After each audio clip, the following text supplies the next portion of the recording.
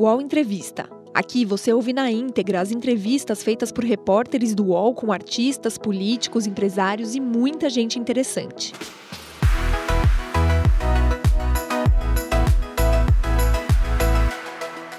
Amigos do UOL, que prazer! Que prazer essa entrevista que eu vou fazer agora. Uma mulher que eu admiro demais, sempre admirei. E nós nos encontramos uma vez, por acaso, dentro de um avião. Foi, rolou um tchauzinho tímido. E eu estava sem graça em falar com ela. Mas olha, eu só quero aqui transmitir para você a minha total admiração. Eu admiro o seu jeito de falar, o seu jeito de ser, o seu jeito, o seu posicionamento.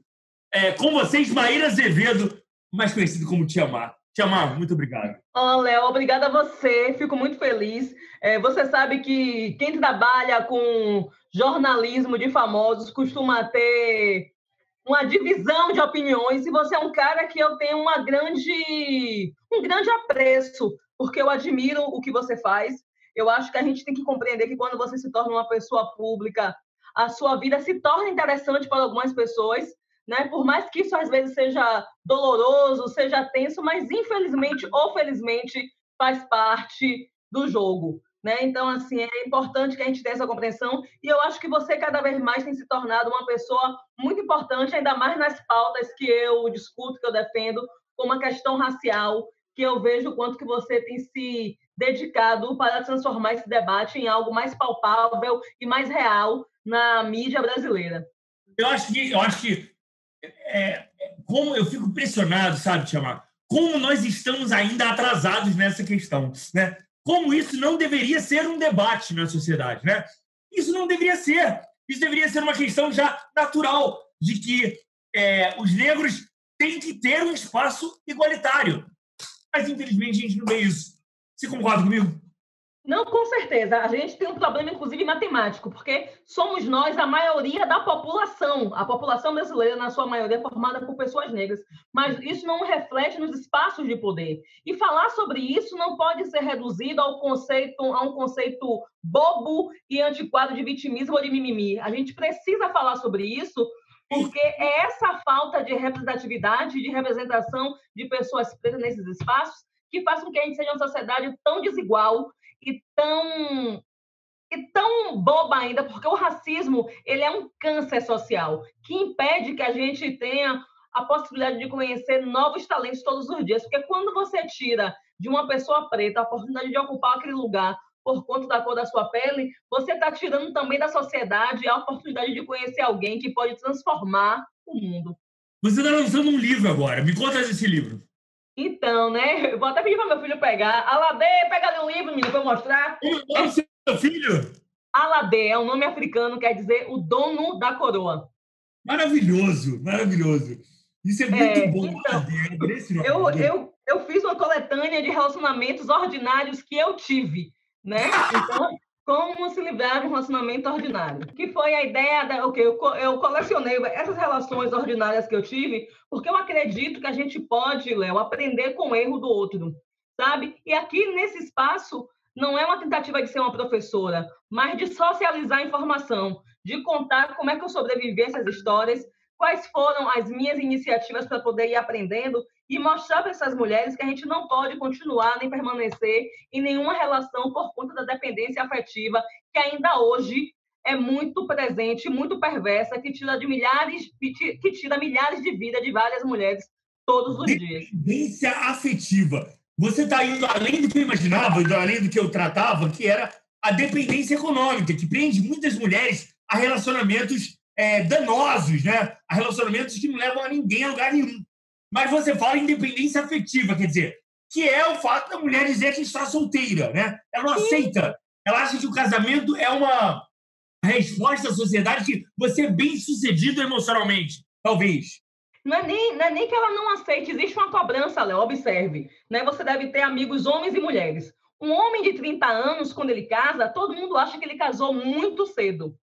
Uma mulher que aos 30 anos ainda não casou ou não tem uma relação ainda séria, todo mundo começa a questionar o que ela está fazendo da vida. É exatamente que está aí o erro. A gente educa homens e mulheres de formas distintas, onde o homem precisa precisa passar mais tempo ficando com várias, que a mulher precisa, quanto mais cedo, encontrar alguém para casar. Então, a gente vai encontrar histórias de mulheres que ela que é o arrimo de família, ela que tem o poder aquisitivo, ela que tem a situação financeira organizada, mas ainda assim ela não consegue se desvencilhar daquela relação por conta dessa cobrança machista que determina que a mulher, para ser bem-sucedida, precisa ter um companheiro ao lado, quanto muitas vezes aquela mulher está, inclusive, adoecendo emocionalmente, psicologicamente e fisicamente por conta daquela relação. Você é uma pensadora não só da questão negra, da questão feminina, mas da humanidade, né? E eu queria que você analisasse esse momento. O que vai sair? Como é que nós vamos sair desse momento que nós estamos vivendo? É um momento que a gente nunca viveu na vida. Você acha que nós vamos sair diferentes? O contato, até o toque vai ser diferente na volta? Como é que vai ser, Djalma? Léo, você sabe que eu sou jornalista, né? Igual a você, a gente é colega de profissão. E quando a gente é jornalista, a gente tem dentro da gente uma curiosidade que parece que não cessa. A gente quer saber sobre tudo. E isso é algo que tem me desesperado, porque é a primeira vez que eu não sei a resposta. E não saber a resposta me adoece. Eu quero acreditar que, após esse período, a gente vai começar a refletir sobre nossas posturas, sabe? Que a gente consiga dar valor a um toque, a um abraço, que a gente consiga entender. Eu não tenho esse discurso piegas, sabe, nem clichê, de que a gente precisa valorizar a vida, mas eu acho que a gente precisa repensar as nossas posturas, porque a gente está vivendo um momento onde a gente não tem resposta, a gente não sabe o tempo que vai durar esse isolamento, a gente não sabe se essa doença vai avançar ou não, que vírus é esse, e não saber disso faz com que a gente precisa todos os dias refletir sobre nossas decisões, sabe? Como é que a gente trata a outra pessoa? O que é que eu fiz até agora? Eu tenho pensado muito sobre isso. Digo assim, eu estou nesse dia de isolamento com minha mãe, com meu filho, e todos os dias eu fico pensando, né? Como é que eu devo seguir a partir de agora? Porque, assim, tem horas que me desespera, que me dá vontade de ir para a rua, de ligar para todo mundo que eu amo, e, ao mesmo tempo, eu tenho medo de enlouquecer, porque a gente precisa ser muito realista, e é duro falar isso, porque essa indecisão, essa angústia de não ter a resposta, está fazendo muita gente perder um pouco da sanidade. Estamos aflitos e aflitas, estamos com medo de não ter a resposta, e eu não sei o que te dizer, mas eu quero acreditar que a gente vai... Eu não gosto de dizer que essa doença serviu para que a gente possa refletir, porque é muito perverso com quem já perdeu alguém, né? Com quem já teve que se despedir de uma pessoa por conta da Covid-19. Mas eu quero acreditar que seja um processo de aprendizado, sabe? De aprendizagem, para que a gente reflita sobre nossas posturas cotidianas e que a gente não reproduza mais os mesmos erros. Porque a gente sabe o que eu acho além disso? Eu acho que...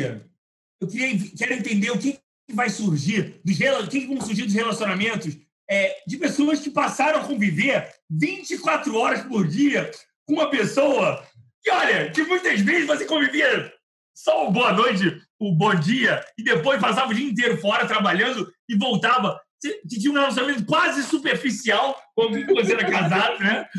E você passou a ter que conviver 24 horas por dia. Eu quero saber se vai ter muita separação, sabe? Vão ser duas coisas, Léo. Isso daí eu vou escrever sobre isso. Esse período de isolamento vai fazer com que muita relação acabe, porque você vai descobrir coisas sobre seu parceiro, sobre sua parceira, que vai ser uma grande decepção, posturas, comportamentos que antes você não via, porque a gente passa a maior parte do nosso dia no trabalho, né? E quando você está tendo agora que conviver 24 horas, vai ser desesperador, né? E, ao mesmo tempo, vai criar também, em outros casais, uma aproximação muito maior, porque vai ter um senso de cumplicidade muito grande. Perfeito. Você vai passar a ter naquela pessoa a sua maior confiança, por exemplo. São esses dois efeitos. A repulsa e a aproximação, não é isso? E aí, a grande onda é quem vai estar em qual lugar. E eu sempre acredito, Léo, que uma separação, porque a gente tem mania de achar que a separação é uma tragédia, e não é. A gente precisa entender que uma separação pode ser um momento de vitória, de conquista, de um novo momento da sua vida. Porque senão a gente fica sempre atrelado que aquela relação que é um sucesso, quando, na verdade, aquela relação estava te levando para um momento de desespero, onde não estava te trazendo mais nenhuma novidade. Então, que você entenda que reconhecer que aquela relação não vai adiante é também uma grande vitória. Quais são os seus planos para o futuro? Quais são os seus planos para tudo voltar ao normal? Continuar viva, né? Essa tem sido o meu maior plano fazer. Mas assim, eu estou aproveitando, Léo, eu até digo isso, porque tem uma cobrança muito grande para que as pessoas sejam produtivas nesse momento de isolamento. Mas uma coisa que eu estou tentando tem dia que eu fico ociosa, que eu não faço nada, fico só na televisão e no Zap e vendo bobagens. Mas assim, eu estou começando a pensar em escrever um novo livro, né? Falando sobre como educar crianças negras, porque as pessoas me perguntam muito do processo pedagógico e educacional que eu passo para meu filho. Então, assim, eu estou pensando em falar sobre isso. Mas também fazer, porque eu vivo, né, nesses dois mundos. Eu gosto de escrever e falar muito sério, mas eu também tenho um stand-up. E aí eu estou querendo escrever um novo stand-up, que eu até já comecei a esboçar algumas ideias. Agora, você falou dessa como educar a criança negra. A principal questão numa educação de uma criança negra é a autoestima? A autoestima e você explicar para ela que o racismo não é um problema dela. Porque se a gente não explica isso, muitas vezes a criança se responsabiliza por uma atitude racista que alguém teve com ela. Então, esse é meu maior desafio. Tentar mostrar para meu filho que se alguém tem uma atitude racista, o problema é do racista, não dele. Mas você acha que a educação... as crianças pensam isso, que a questão é dela? Que o problema é dela por ser negra? Sim. Muitas vezes, porque, entenda, você vive em uma sociedade, né? Então, o que acontece? Muitas vezes a criança é rejeitada, recebe um apelido que a gente confunde, racismo com bullying, são coisas distintas. Às vezes aquela criança está sendo isolada, muita gente perversa, onde exatamente porque uma criança tem características negroides, deixa aquela criança de lado, ridiculariza, menospreza, desqualifica. Uma coisa que eu digo para meu filho muito é que ele não pode correr dentro do shopping porque alguém pode pegar ele e botar para fora. Eu nunca deixei meu filho correr. Como qualquer criança brinca, eu digo, não corra dentro do shopping. Então, assim, e isso é muito perverso. Eu nunca tinha pensado nisso. Um negro correndo dentro do shopping é diferente de um branco correndo dentro de um shopping. Sabe? E isso é muito cruel, Léo, e a gente precisa falar sobre isso, porque assim, e eu acho muito bacana você, enquanto homem branco, falar e reconhecer isso, porque o que acontece? Nesse processo, todas as vezes que eu, como mulher preta, me posiciono sobre isso, sempre tem alguém para tentar desqualificar a minha fala. Por isso que é importante que outras pessoas brancas se posicionem e falem, porque é mais fácil alguém ouvir, um branco ouvir de outro branco e concordar. Porque quando eu falo, fica parecendo que eu estou maximizando a situação, as pessoas não conseguem entender como é doloroso para mim quando eu tenho que dizer para meu filho que ele não pode correr, que ele não pode botar determinadas roupas, porque se criou um estereótipo, e é por isso que a gente precisa combater estereótipos, que onde a população negra está associada o tempo todo à marginalidade. E a gente precisa combater essas coisas. Agora, me diga uma coisa, a situação de Salvador é diferente do Brasil?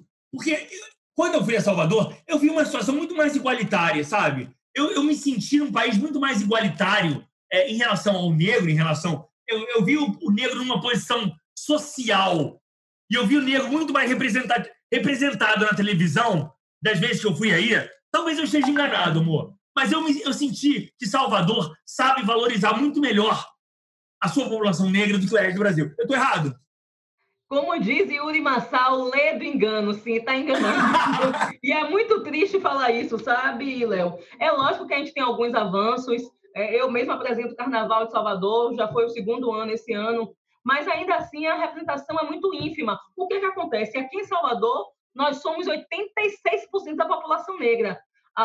Salvador é a cidade mais negra fora do continente africano. Então, você vai ver um número maior de pessoas. Mas isso não se reflete nos espaços de poder. Por exemplo, se você chega na Câmara Municipal, dos 43 vereadores, eu acho que até hoje só 9 são pessoas negras. Um absurdo! Se 86% da população é negra, mas me diga, o negro não vota no negro? A grande questão não é que o negro não vote no negro, a grande questão é que as grandes aglomerações partidárias não impulsionam essas candidaturas.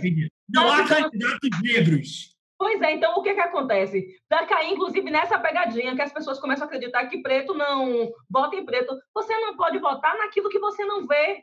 Se uma candidatura não tem apoio, você não consegue apoiar. Se você... A mesma coisa, eu estou aqui, eu trabalho na TV, mas se você não vê outras mulheres negras no espaço de televisão, você começa a acreditar, porque a gente é educado pelas informações que a gente recebe ao longo da vida. Então, assim, se eu não vejo, eu começo a entender que ali não é um espaço para as pessoas negras. Tanto que, assim, eu sempre faço um teste, Léo. feche o olho e imagine uma médica ou um médico. Você não consegue imaginar uma pessoa preta, porque você foi educado e educada para entender que ali não é o seu lugar. Mas se eu te pedir para você imaginar uma empregada doméstica, automaticamente você vai imaginar uma mulher negra. E isso daí faz parte dessa estrutura social que nos ensinou que existem lugares de brancos e lugares de negros, e isso também é refletido aqui em Salvador. Lógico que por uma questão matemática, por a gente ter um número maior de pessoas, você ainda vai ter algumas pessoas em um espaço de ascensão, porque é um número muito grande da nossa presença, mas ainda assim, se você pensa nas pessoas mais ricas da cidade, não somos nós. Salvador é uma cidade muito desigual. Se você chega nos bairros nobres, você vai ver que a presença negra vai caindo. Você chega na periferia, a presença negra vai subindo. É dessa forma como acontece em todo o país. Os podcasts do UOL estão disponíveis em todas as plataformas. Você pode ver a lista desses programas em uol.com.br/podcasts. Recebe salário, faz transferência, pagamento, recarga de celular e até empréstimo, tudo sem taxa. PagBank, a sua conta grátis do PagSeguro. Baixe já o app e abra sua conta em 3 minutos. Você tem pretensões políticas? Não, me perguntam isso, Léo. Minha pretensão política é ocupar mais espaço na mídia. Minha pretensão... Você foi procurado por algum partido político? Ah, já, mas eu não tenho interesse não, meu filho. Pelo amor de Deus, Sabe por quê? Eu acho muito bonito, muita gente gritando Marielle presente. Você lá representaria uma parte boa. Você não acha? Eu acho que eu posso representar uma parte boa tendo um programa meu na televisão, sabe? Eu posso fazer a diferença podendo ocupar espaço nas emissoras, sabe? Porque isso também é política. Você colocar gente preta nos meios de comunicação também é uma política de existência, de assegurar a sobrevivência. É isso, porque a população precisa se ver na televisão, a população precisa se ver no vídeo, a população precisa se ver representada. E não só os negros, os gordos, a população homossexual, todos, né? E é uma coisa que é importante você ver que uma sociedade preconceituosa, ela deixa de lucrar. Existem dados que comprovam que quanto mais representatividade é um espaço, mais ele lucra. Porque, por exemplo, se eu sou uma mulher lésbica e eu vejo que naquele lugar mulheres lésbicas são bem retratadas, são bem representadas, são bem recebidas, vai ser natural que eu e as pessoas que também fazem parte desse grupo social frequentem aquele lugar. Por exemplo, Pantera Negra, Black Panther, o filme da Marvel, foi o filme da franquia que mais lucrou, porque foi o primeiro filme produzido e protagonizado por pessoas pretas. Existia uma ânsia, uma angústia tão grande de se ver na televisão, de se ver no cinema, que assim que esse filme estreou, bateu todos os recordes. Nenhum outro filme da Marvel lucrou tanto quanto Black Panther. E é exatamente isso. As pessoas não percebem que existe uma sede e que pode ser revertida em situação econômica. As pessoas podem lucrar, sim, com uma presença preta. Mas falar sobre isso é isso que eu estou te dizendo. Tem muita gente que, quando estiver assistindo, vai chamar de vitimismo, de mimimi, porque não quer fazer esse debate. E aí eu sempre digo que esse vitimismo, esse mimimi, é de quem quer continuar nessa mesma situação, na mesmice. Porque é muito mais fácil você seguir na mesmice do que você parar, refletir e reavaliar que existe uma postura equivocada na sociedade. O que você está falando é o seguinte, você está falando para os donos e para os diretores de emissoras de televisão, meu amor, eu não estou pedindo, não. É questão de business, baby. É questão de lucro. Seja inteligente. Coloque representatividade na sua emissora de televisão que o seu faturamento vai aumentar. É isso. Não, e é bem simples, né? É exatamente isso. Porque, olha só, quanto mais eu me vejo, mais eu consumo, sabe? Quanto mais eu enxergo que aquele... Por exemplo, eu vou dar um exemplo básico. Eu saio com meu filho. Como meu filho já tem uma educação sobre representatividade, eu estimulo ele que ele adquira sempre produtos relacionados à imagem dele. Então, muitas vezes a gente já deixou de consumir algumas coisas porque a gente não se via, sabe? E eu sei que esse movimento não é feito apenas por mim. Existe um movimento social de pessoas que conseguiram compreender a importância de você se enxergar. A comunidade LGBT, a comunidade negra, a comunidade gorda. Existe um debate sobre gordofobia que a gente não faz, sabe? Onde a gente continua ainda vendendo a imagem da mulher padrão, onde é uma mulher que veste 38 e a gente sabe que essa não é a realidade da mulher brasileira, porque existe alguém que está lucrando em dizer para a gente que ser gordo é uma coisa ruim. A gente está vendo nesse período mesmo de isolamento, vira e mexe, tem alguém fazendo piada sobre o resultado que isso vai ter no peso, e ninguém consegue entender o quanto que aquilo é doloroso para uma mulher gorda, para uma pessoa gorda, o quanto que aquilo traz danos. É porque é você desqualificar a imagem de alguém. Olha, eu quero saber da sua experiência, como é que foi a sua infância? Como é que foi para você... Eu quero entender o seguinte. Obrigado, amor.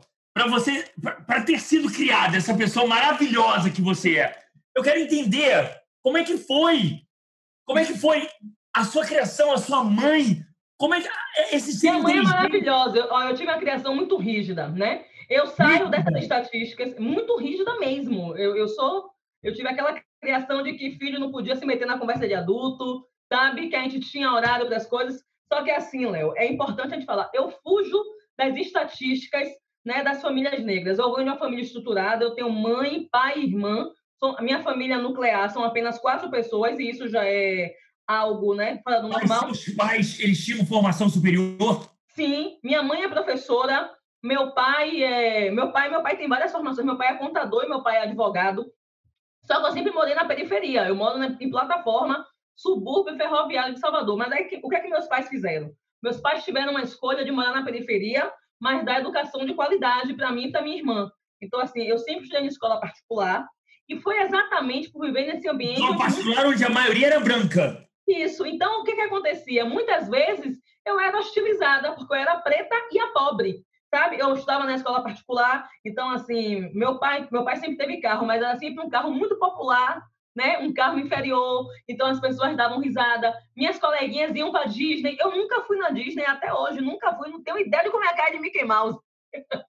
Nunca fui na Disney. Mas o que a gente tinha? A gente tinha educação de qualidade. Eu tenho uma mãe, eu tenho muito orgulho de minha mãe, porque minha mãe, ela trabalhava fora, mas enquanto ela estava em casa fazendo a comida, ela estava prestando atenção no nosso desempenho das atividades escolares. Ela corrigia enquanto lavava os pratos, enquanto estava fazendo alguma coisa, sabe? Então, assim, e o que a gente aprendeu lá em casa é que a gente tinha que ter formação, educação, sabe, Léo? Então, assim, eu sou muito nerd, né? E as pessoas criam a imagem da pessoa nerd exatamente porque eu fui alfabetizada com 4 anos por minha mãe. Antes de chegar na escola, eu já sabia ler, porque minha mãe conta que eu era hiperativa, né? Muito coisa. Então, ela teve como alternativa me ensinar a ler para eu passar um tempo com os livros para ela conseguir dar conta das outras demandas. Então, assim, essa minha sede por informação começou muito cedo, e exatamente por eu sempre viver em um espaço onde eu era uma das poucas pretas, eu comecei a me interessar pelo debate racial, porque eu percebia que eu era uma exceção sempre. Então, assim, eu costumo dizer que eu era sempre a ameixa do pudim, sabe? Em volta todo mundo branco e eu lá de pretinha, eu e minha irmã. E aí isso foi criando em mim esse interesse. Mas eu venho de uma família que eu não sou a primeira pessoa a entrar na universidade. Minha avó tem irmãos que são advogados, que são médicos. Então, assim, o acesso à educação para a gente sempre foi tido como um espaço de... A informação sempre foi tido como algo muito precioso. Então, eu acho que vem daí essa minha sede, sabe? Eu tenho que agradecer. Oi. Isso é fundamental. A educação é fundamental. Muito mais, além da questão racial, o negro tem que estar presente na universidade. É fundamental para a construção de uma sociedade igualitária. Sim. Não é apenas o acesso por si só. A educação tem que ser igualitária, concorda? Tanto que, se você observar, Léo, existe hoje em dia um sucateamento das escolas públicas, né? Porque quem que continua hoje em dia frequentando as escolas públicas? A população preta e pobre. Então, assim, tem muita gente que faz uma crítica às cotas sem nem entender como é que esse sistema funciona. Eu costumo perguntar às pessoas, tem gente que acha que cota chegou lá, você é preto, você entra, não é assim. Você vai disputar com quem é igual a você, com quem está na mesma situação de miserabilidade. Então, assim, eu não tenho direito às cotas, nunca tive, porque eu sempre fui em escola particular. Eu fiz faculdade particular até, porque eu sou, né? A gente deve ser da mesma geração. Eu sou da época que as universidades federais, às vezes, quando entrava em greve, poderia durar até 1 ano de greve. Eu também estudei em universidade particular. E aí meu pai disse pra gente, né, que ele preferia pagar e ver a gente se formar do que a gente entrar na universidade pública, e ele não assistiu. Meu pai disse que vai morrer com não sei quantos anos. E aquela coisa, né, do pai, não, eu quero vocês estudando. Então, assim, tanto eu quanto minha irmã, nós fizemos faculdade privada, mas a gente fazia faculdade privada assim. Já teve mês de meu pai pagar a faculdade e não poder fazer supermercado na minha casa. A gente tem que alternar, sabe? Então, assim, eu trabalhava para poder... Eu nunca precisei pagar nada dentro de minha casa, mas eu trabalhava para diminuir as despesas, sabe? Então, assim, e é isso que as pessoas não entendem. Você não pode colocar em pé de igualdade um menino que passa a vida toda estudando em escola particular, que ganha um carro, que faz curso de inglês, com um rapaz que está catando resíduo sólido, trabalhando de noite a dia, e depois eles disputarem de igualdade, porque isso não é igual. Essa meritocracia é uma lenda em uma sociedade que é racista, que é classista, que é homofóbica, que é machista. Meritocracia é lenda, você não pode tratar de forma igual quem o tempo todo é visto de forma diferente. Perfeito. Para finalizar, o nome do seu filho é Alade, é isso? Alade, quer dizer Alade, Senhor da Coroa, dono da coroa. Eu quero saber como é que você espera que a vida do Alade, que a gente tem que pensar já na próxima geração, né? Porque essa geração, a gente não tem mais tanta esperança. Eu quero saber do Alade. Como é que você espera que o mundo do Alade seja, Chamar? É tão difícil falar sobre meu filho, porque eu sempre me emociono. Mas, assim, eu tenho perdido um pouco das esperanças. Eu acho que meu filho ainda vai enfrentar algumas batalhas como eu enfrento. E, assim, até porque eu já vejo hoje em dia, acho que é muito duro você viver em uma sociedade onde as pessoas são tratadas de formas distintas, e elas também não têm o direito de dizer, porque, assim, se a gente fala que a gente é tratada de forma diferente porque a gente é preto, a gente é ridicularizado, a nossa história é o tempo todo minimizada e as pessoas querem apagar a nossa contribuição sócio-histórica. Mas o que eu creio é que existe aí uma geração de pessoas que entenderam que a luta antirracista não é uma banalidade. Eu quero crer que a Alade terá outros desafios, né? Ele vai ter algumas batalhas iguais à minha, mas terá outros desafios. O que eu espero, né? Ele me falou uma vez, ele é muito pequenininho, que ele um dia seria presidente do Brasil. Maravilhoso! Que maravilhoso! E eu nem sei se ele será o presidente, mas se um dia meu filho puder andar livremente, sem eu me preocupar se ele está na rua ou não, porque assim, para mim é desesperador quando meu filho pede para ir na rua em frente à casa e eu digo para ele que ele não pode nem correr, nem ficar até escurecer, porque eu tenho medo que meu filho se torne estatística. Então, assim, se um dia meu filho puder andar livremente, não for confundindo com marginal, eu acho que ele já vai estar em uma sociedade muito melhor. Muito melhor. Só uma última pergunta. Por falar em Alade, você acha que em quantos anos o Brasil terá um presidente da República Negra? Léo, eu queria te dizer que nas próximas eleições, isso é o que eu sonho, o que eu espero, o que eu queria acreditar. Mas eu acho que a gente ainda não é um país tão avançado assim, né? Eu acho que talvez daqui a mais 4 disputas eleitorais, então, assim, 20 anos, 4 ou 5, né? 20 anos. Eu fico com nós vamos ter um representante negro à altura de uma presidência da República, né? E eu espero estar viva lá e a gente se encontra. Eu digo, tá vendo lá, rolou o presidente negão, a presidenta negona. Vamos nos falar e vamos fazer como que é importante isso para a representatividade da sociedade. Eu estou sempre do seu lado, eu te admiro demais. Eu só quero agradecer a sua presença aqui. Sério, eu tô arrepiado aqui. Eu te admiro demais, Maíra. Eu adoro você. Olha, deixa eu te falar assim. Eu gosto muito de você. Já comprei algumas brigas por sua causa, porque as pessoas me questionam porque eu gosto de você. Eu digo, gente, é isso. Hein? Às vezes a gente gosta e não tem uma explicação, né? E assim, eu gosto muito. Eu sempre digo que a minha opinião é formada a partir de como a pessoa se comporta. Sempre que a gente já discordou em alguns momentos, eu sempre cheguei para você e te disse, né? Vejo que as coisas que você faz, tem coisas que eu acho que é maravilhosa, outras eu discordo, mas eu acho que é assim que uma relação de amizade se constrói. E eu acho realmente que você... Outro dia até postei um vídeo que você fez, que eu achei maravilhoso, onde você se posicionou firmemente durante uma transmissão ao vivo na Rede TV, e que eu acho que é exatamente isso. Quem se diz aliado de verdade precisa aproveitar dos espaços privilegiados que ocupa para trazer essa discussão à tona. Então, para mim, se você é privilegiado e você deixa essa pauta de lado, eu não posso chamar você de meu aliado. E você, de fato, tem sido um grande aliado da luta antirracista. Amor! Te amo, tá? Te amo. Você é maravilhoso. Gosto muito de você. Beijo, amor. Beijo. Tchau. O UOL Entrevista tem edição de áudio de Amer Menegassi e coordenação de Diogo Pinheiro.